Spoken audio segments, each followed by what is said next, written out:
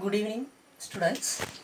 നമ്മൾ കഴിഞ്ഞ ക്ലാസ്സിൽ ലാപ്ലേസസ് ഇക്വേഷൻ ഇൻ 3 ഡയമെൻഷൻ്റെ ആവറേജ് എന്ന് പറയുന്ന കൺസെപ്റ്റിൻ്റെ ഫസ്റ്റ് പ്രോപ്പർട്ടി പറഞ്ഞിരുന്നു. ആ പ്രോപ്പർട്ടി മാത്തമാറ്റിക്കലി പ്രൂവ് ചെയ്യാനുള്ള ശ്രമത്തിലായിരുന്നു. അപ്പോൾ നമ്മളിവിടെ കൺസിഡർ ചെയ്ത പ്രോബ്ലം ഓർമ്മയുണ്ടാവും. യു കൺസിഡർ നമുക്ക് ഈ പോയിന്റിലെ ഒ എന്ന് പറയുന്ന പോയിന്റിലെ പൊട്ടൻഷ്യലാണ് കണ്ടുപിടിക്കേണ്ടത്. We are considering a point charge at P, point charge Q at P, which is at a distance r from the center of the sphere. Then we are going to prove that the potential at the center of the sphere is equal to the value of average values of the potentials on the surface of the sphere. This is mathematically we can write it like this: 1 by 4 pi r square surface integral V dA. So this is r. This r is distance from the point charge to an area element. We can consider an area element dA at this point. So this small r represents the distance between this area element and the point P, and this r represents the distance between the point charge and center of the sphere. And this capital R is the radius of sphere, and theta is the angle between capital R and this R. So how we can write for a point charge?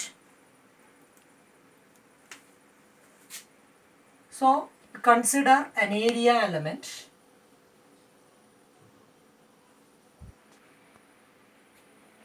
element dA on the surface of the sphere.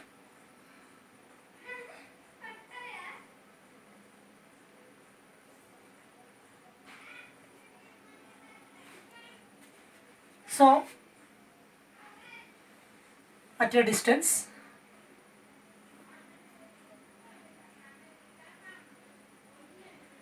r from the point charge,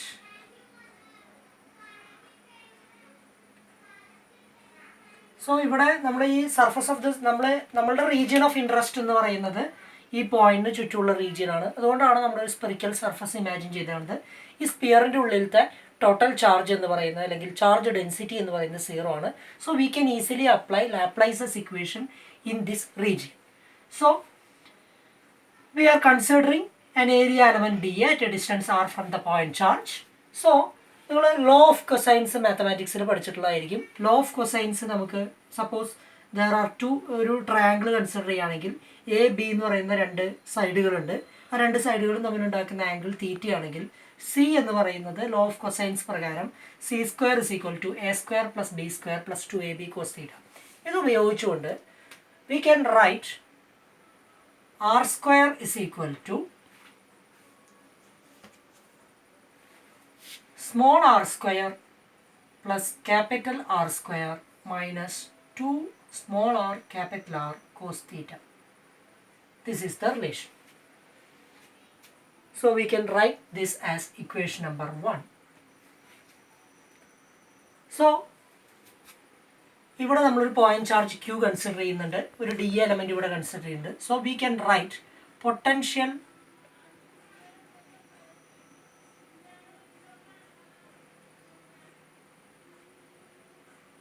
at the point charge at the area element due to point charge. Point charge നിന്നുള്ള distance എന്ന് പറയുന്നത് small r ആണ്. So we can right v is equal to 1 by 4 pi epsilon naught q by r. Q by R, equation number 2. So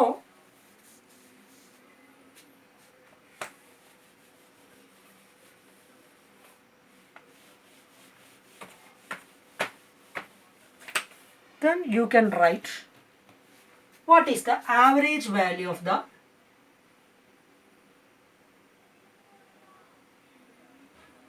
value of potential on the surface of the sphere.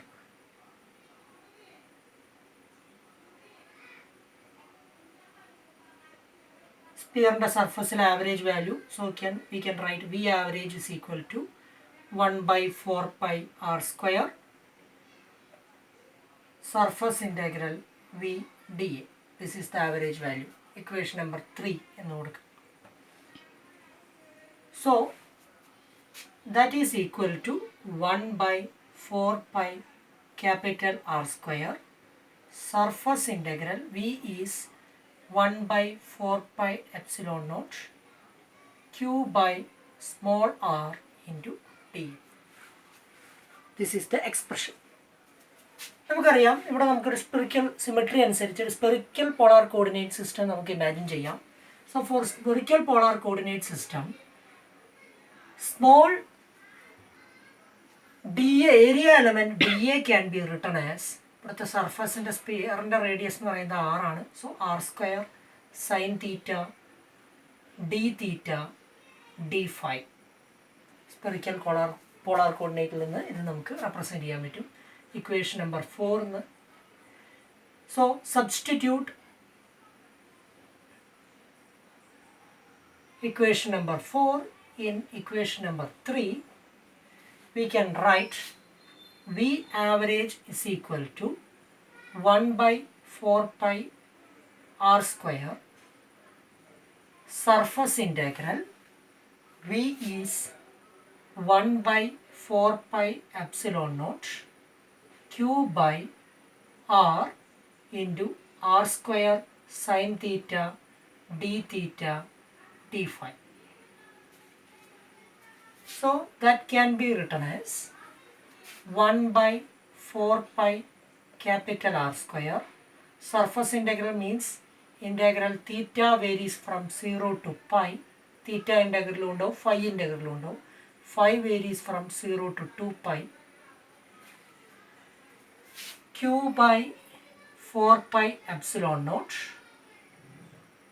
Small r എന്ന് പറയുന്നത്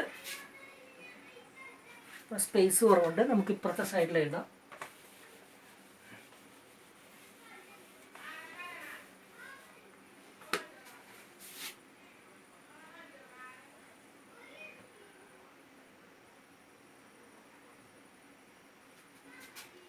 P average is equal to 1 by 4 pi capital R square. Theta varies from 0 to pi. Integral phi varies from 0 to 2 pi. 1 by 4 pi epsilon naught Q. Small r is r square plus r square minus 2rr cos theta whole raised to minus 1 by 2 into r square sin theta d theta d phi. So we can first integrate phi integral integrate ചെയ്യാം. ബാക്കി connect ചെയ്യാത്തതുകൊണ്ട് ഫൈനെ മാത്രം separate integrate ചെയ്താൽ integral നമുക്ക് ഇങ്ങനെ എഴുതാം. 1 by 4 pi r square into Q by 4 pi epsilon naught. ഇതൊക്കെ നമുക്ക് കോൺസ്റ്റൻറ്റുകളൊക്കെ ഇൻ്റഗ്രേഷന് പുറത്തേക്ക് എടുക്കാം. Integral theta varies from 0 to pi r square plus r square minus 2rr cos theta whole raised to minus 1 by 2 into r square sin theta d theta. Integral d phi is phi. Upper limit and lower limit കൊടുക്കുമ്പോൾ 0 to 2 pi. So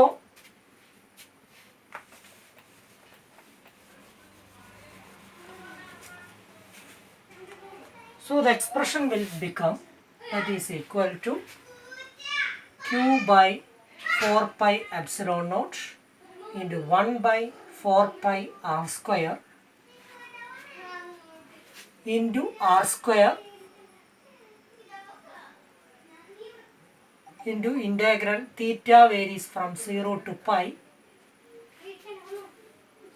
r square plus r square minus 2rr cos theta whole raised to minus 1 by 2 into r square sin theta d theta.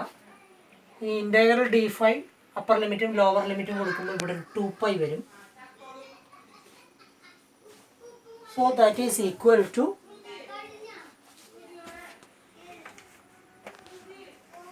Equation number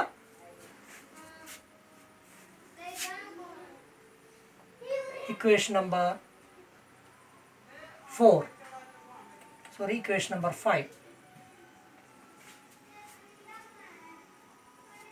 So then you take the integral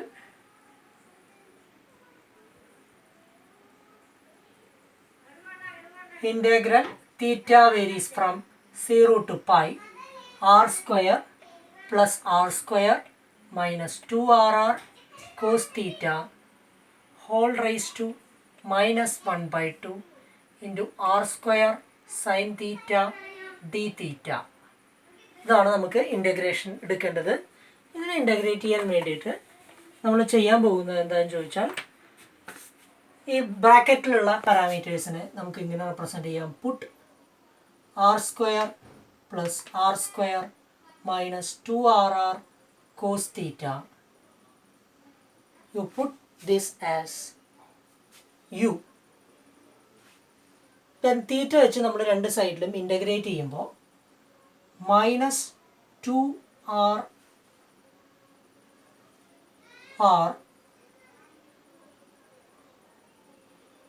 into cos theta integrate ചെയ്യുമ്പോൾ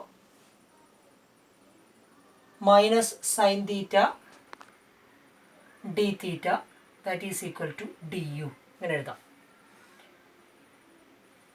so sine theta d theta is equal to du divided by 2 small r capital R. അത് നേരെ എടുത്തിട്ട് നമ്മൾ ഈ ഇൻ്റഗ്രേഷനിൽ substitute ചെയ്യാം equation number 6. So 6 becomes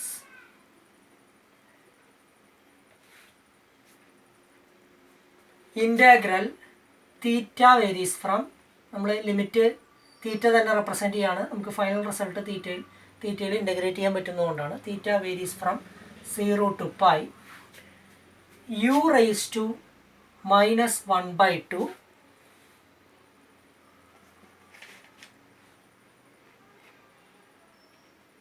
into r square into du divided by 2r capital R. So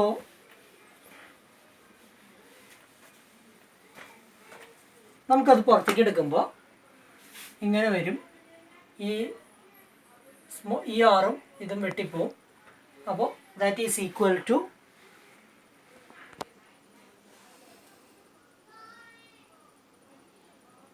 r divided by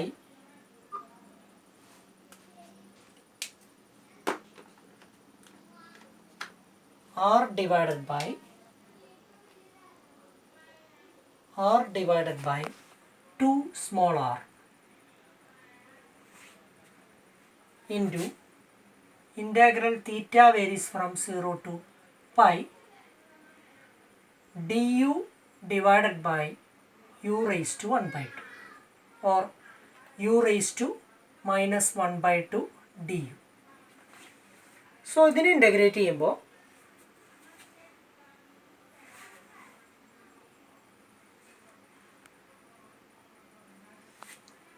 r divided by 2 small r u raised to minus 1 by 2 plus 1 divided by minus 1 by 2 plus 1 theta varies from 0 to pi.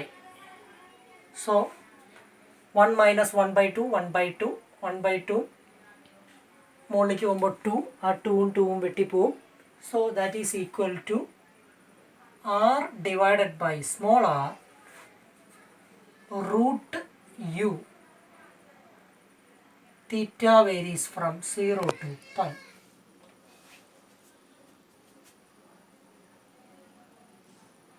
So that will be equal to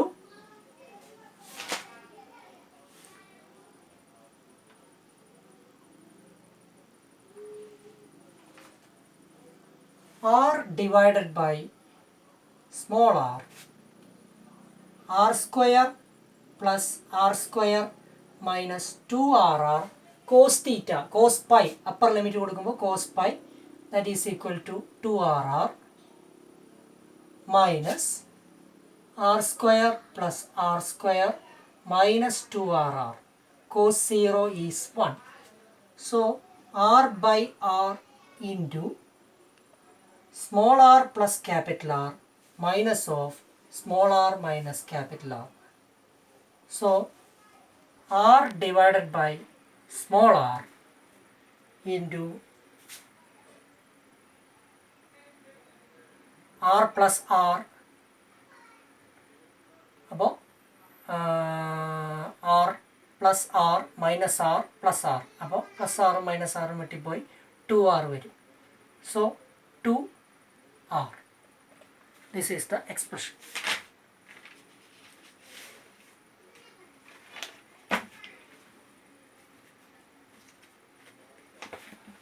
Sorry, this relation is r plus r minus r, minus plus plus I, so that will be equal to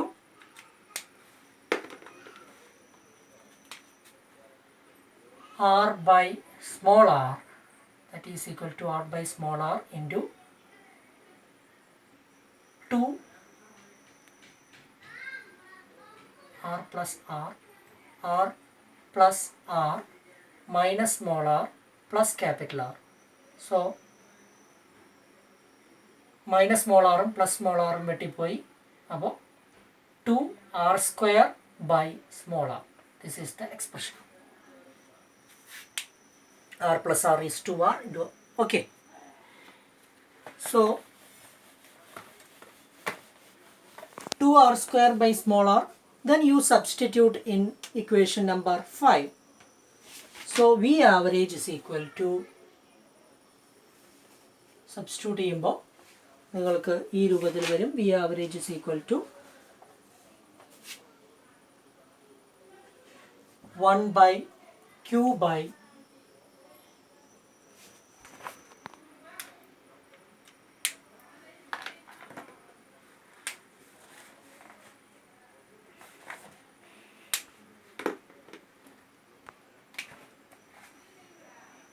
Q by 4 pi epsilon naught small r. R square എന്ന് പറയുന്ന term മുകളിലും താഴെയും വെട്ടിപ്പോവും. അങ്ങനെ നിങ്ങൾക്ക് 1 by 4 pi r സ്ക്വയറിൻ്റെ ഒരു r square ഉണ്ടാവും. മറ്റേ എക്സ്പ്രഷനിൽ 2r സ്ക്വയർ ബൈ r ഉണ്ട്, അത് രണ്ടും വെട്ടിപ്പോവും. സ്റ്റെപ്പ് ക്ലിയർ ആയില്ലെങ്കിൽ നമുക്ക് ഇങ്ങനെ റെപ്രസെൻറ്റ് ചെയ്യാം. 1 by 4 pi epsilon naught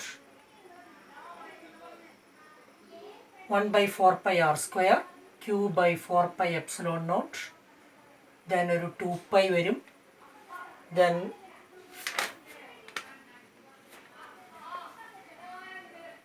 to r square by small r എന്ന് വരും. സോ ഈ 2 പൈയും 2ഉം ഇവിടെ 4 പൈ വെട്ടിപ്പോവും. ദിസ് ആറും ഇവിടെ ഒരു 1 by 4 pi r square ആണ്. ഈ r സ്ക്വയറും ഈ r സ്ക്വയറും വെട്ടിപ്പോവും. So result will be Q by 4 pi epsilon naught r. Simple expression, സിമ്പിളായിട്ട് നമുക്കത് ഡിറൈവ് ചെയ്തെടുക്കാം. അപ്പോൾ നമ്മളിവിടെ സ്പെറിക്കൽ പോളർ ഡിയുടെ ഏരിയ എലമെൻറ്റിൻ്റെ സ്പെറിക്കൽ പോളാർ കോർഡിനേറ്റിൻ്റെ എക്സ്പ്രഷൻ നമ്മൾ ഉപയോഗിച്ചു എന്നുള്ളത് മാത്രമാണ് നമ്മൾ ഇവിടെ റെപ്രസെൻറ്റ് ചെയ്യുന്നത്. So average value of the potential is potential at Q by 4 pi epsilon naught r എന്ന് പറയുമ്പോൾ ഇതാണ് r, ഇതാണ് ഒറിജിൻ, ഇതാണ് point P. So at centre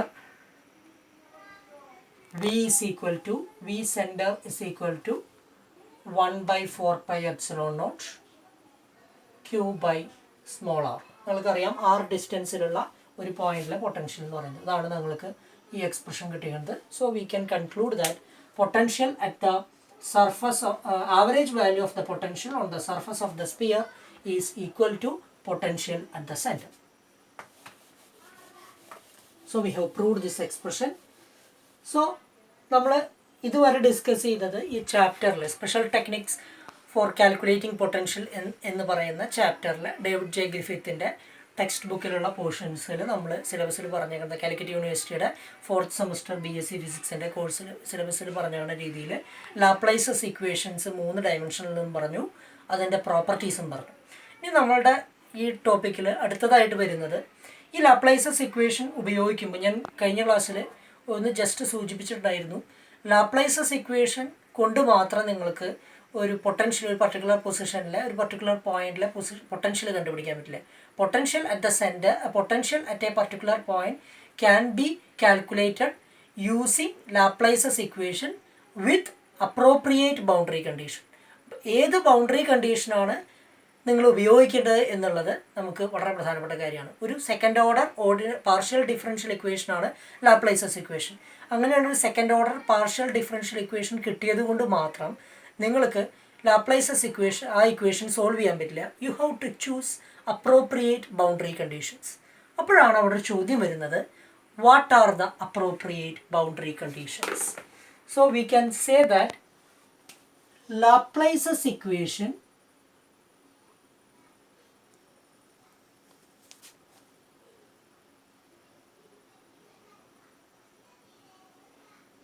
does not by itself determine V.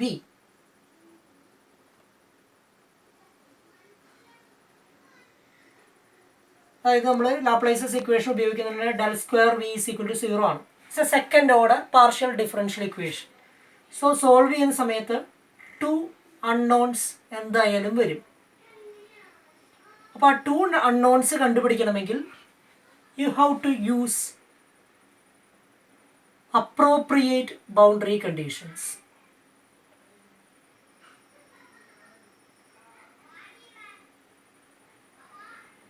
Appropriate boundary conditions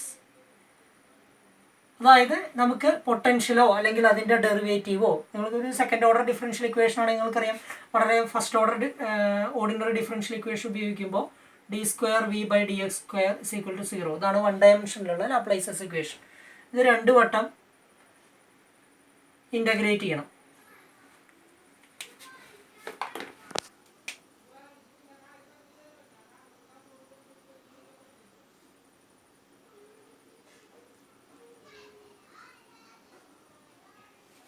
so 2 വട്ടം integrate ചെയ്യുമ്പോൾ 2 unknowns വരും. കഴിഞ്ഞ ക്ലാസ്സിൽ പറഞ്ഞതാണ്. അപ്പോൾ ആ 2 അൺനോൺസ് കണ്ടുപിടിക്കാൻ വേണ്ടി നമ്മൾ ഒന്നുകിൽ പൊട്ടൻഷ്യലിൻ്റെ ഫസ്റ്റ് ഡെറിവേറ്റീവ് ഒരു പർട്ടിക്കുലർ പൊസിഷനിലെയോ, അല്ലെങ്കിൽ പൊട്ടൻഷ്യൽ തന്നെയോ, 2 ബൗണ്ടറികളിലെ 2 എൻഡുകളിലെ പൊട്ടൻഷ്യലോ, അല്ലെങ്കിൽ ഒരു ബൗണ്ടറിയിലെ പൊട്ടൻഷ്യലും മറ്റൊരു ബൗണ്ടറിയിലെ ഡെറിവേറ്റീവും, അങ്ങനെ പല രീതിയിൽ നിങ്ങൾക്ക് ഉപയോഗിക്കാൻ പറ്റും. അപ്പോൾ നമുക്ക് അപ്രോപ്രിയേറ്റ് ആയിട്ടുള്ള ബൗണ്ടറി കണ്ടീഷൻ ഉപയോഗിക്കുമ്പോഴാണ് നമുക്ക് ഉത്തരം കണ്ടുപിടിക്കാൻ പറ്റും. So what are the appropriate boundary conditions എന്നുള്ളൊരു ചോദ്യം അവിടെ വരും. നമ്മൾ 2 ബൗണ്ടറി കണ്ടീഷൻ ഉപയോഗിക്കണം. അതിലേതാണ് ബൗണ്ടറി കണ്ടീഷൻ? ഇതാണ് നിങ്ങളുടെ അടുത്ത സെക്ഷനിൽ. ഏതാണ് what are the appropriate boundary conditions? ഇതാണ് ഒരു fundamental question.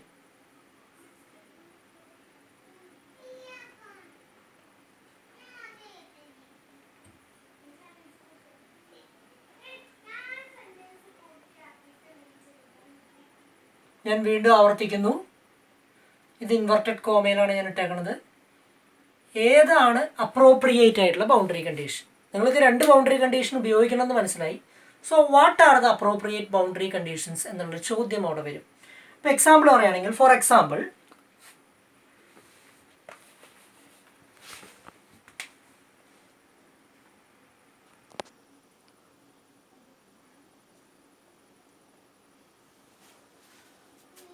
Laplace's equation, you take Laplace's equation in 1 dimension. So it is d²v/dx². It's a second order differential equation. നമ്മൾ ഒരു വട്ടം ഇൻ്റഗ്രേറ്റ് ചെയ്താൽ dv/dx കിട്ടും. dv/dx = some constant c എന്ന് വരും. Then again you integrate. some constant m എന്ന് represent ചെയ്യാം. again you integrate v is equal to mx plus c. So ഇതൊരു അൺനോൺ ആണ്, ഇത് മറ്റൊരു അൺനോൺ ആണ്. So there are two unknowns m and c. How can you calculate, how can you find out these two unknowns? Using appropriate boundary conditions. So ഏത് boundary കണ്ടീഷനാണ് ഇവിടെ ഉപയോഗിക്കേണ്ടത്? നമുക്ക് ഏതൊക്കെ സാധ്യതകളുണ്ട് എന്ന് ഒന്ന് പരിശോധിക്കാം. ഫസ്റ്റ് എന്ന് പറയുന്നത് ബൗണ്ടറിയിലെ രണ്ട് പോയിന്റിൽ ഒരു പൊട്ടൻഷ്യൽ ഒരു ലൈനിലാണ് വേരി ചെയ്യുന്നതെന്ന് വിചാരിക്കുക. പോയിന്റ് എ എന്ന് പറയുന്ന പോയിന്റും ഉണ്ട്, ബി എന്ന് പറയുന്ന പോയിന്റും ഉണ്ട്. ഈ ലൈനിലെ പൊട്ടൻഷ്യലാണ് നമ്മൾ സ്പെസിഫൈ ചെയ്യുന്നതെങ്കിൽ രണ്ട് ബൗണ്ടറി എന്ന് പറയുന്നത് എയും ബിയും ആണ്. അപ്പോൾ എ എന്ന് പറയുന്ന പോയിന്റിലെയും ബി എന്ന് പറയുന്ന പോയിന്റിലെയും പൊട്ടൻഷ്യൽ അറിയാമെങ്കിൽ നിങ്ങൾക്ക് ഉത്തരം കണ്ടുപിടിക്കാൻ പറ്റുമോ? അതാണ് ആദ്യത്തെ ചോദ്യം. നമ്മളുടെ ചോയ്സസ് ഏതൊക്കെ ചോയ്സസ് ആണെന്ന് പറയാം. ബൗണ്ടറി കണ്ടീഷൻ്റെ ചോയ്സസ് ഓഫ് ബൗണ്ടറി കണ്ടീഷൻ ഏതൊക്കെ നോർമലി വരും? First one is v at both ends, potential at both ends. അതായത് you have to specify v at both ends. Second one, specify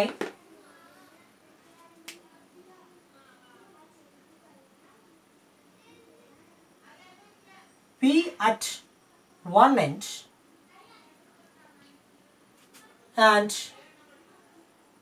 derivative, that means dv by dx at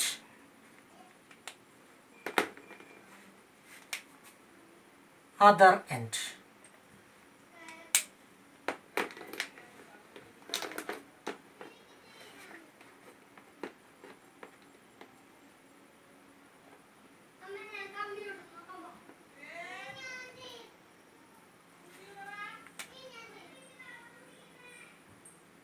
Other end. So first you specify v at one end and derivative at other end. First you specify v at both ends. Second choice എന്ന് പറയുന്നത് v at one end and derivative at other end. Third one, you can specify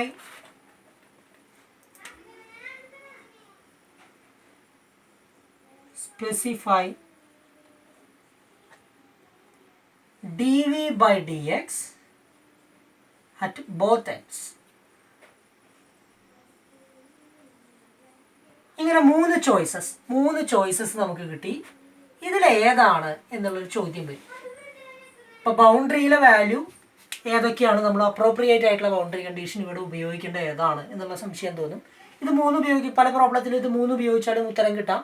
ചില പ്രോബ്ലത്തിൽ ചില particular പ്രോബ്ലത്തിൽ നിങ്ങൾക്ക് ഇതിലേതെങ്കിലും ഒരെണ്ണം ഉപയോഗിക്കും. ഇതിപ്പോൾ one dimension ആയതുകൊണ്ട് നിങ്ങൾക്ക് വളരെ ലളിതമായിട്ട് ഇത് കണ്ടുപിടിക്കാൻ പറ്റും.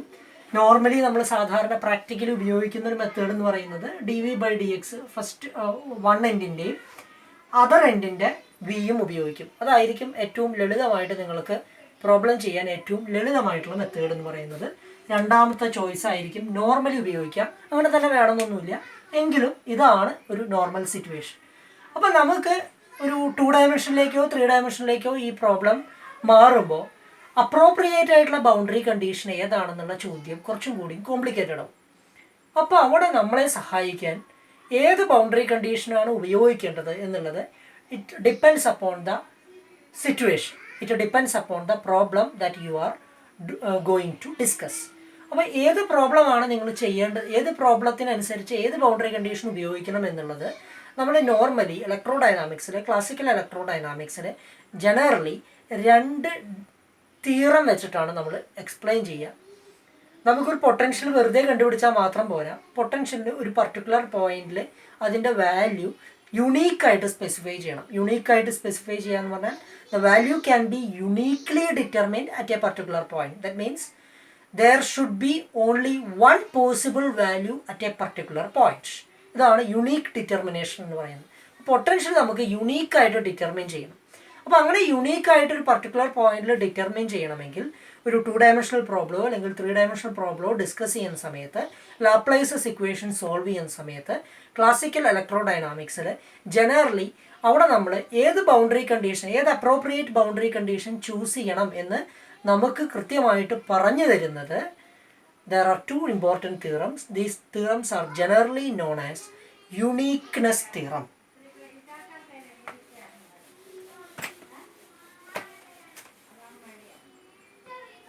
So,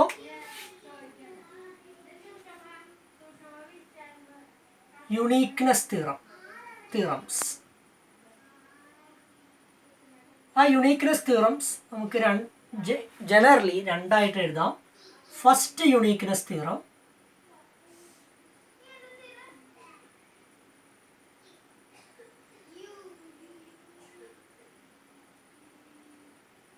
and second one is second uniqueness theorem.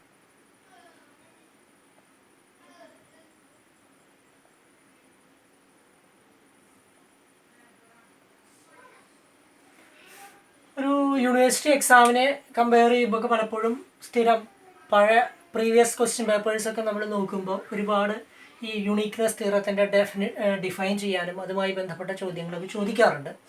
Just സൂചിപ്പിച്ച് പോയെന്ന് മാത്രം.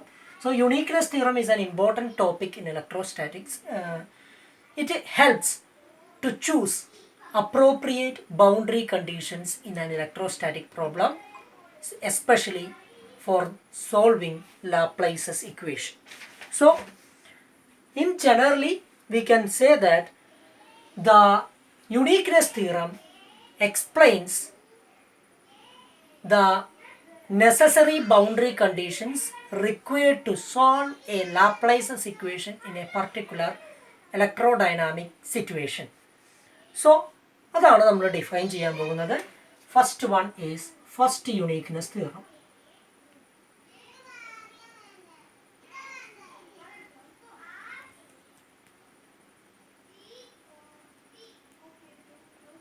നമുക്കതിൻ്റെ സ്റ്റേറ്റ്മെൻറ്റ് ആദ്യം എഴുതാം. സ്റ്റേറ്റ്മെൻറ്റ് എന്നിട്ട് അത് പ്രൂവ് ചെയ്യാം.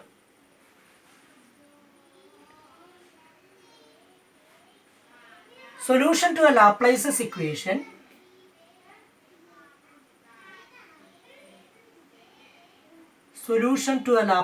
equation can be uniquely determined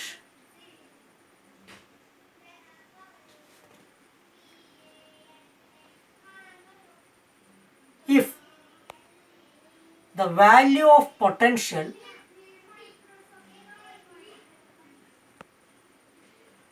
is a specified function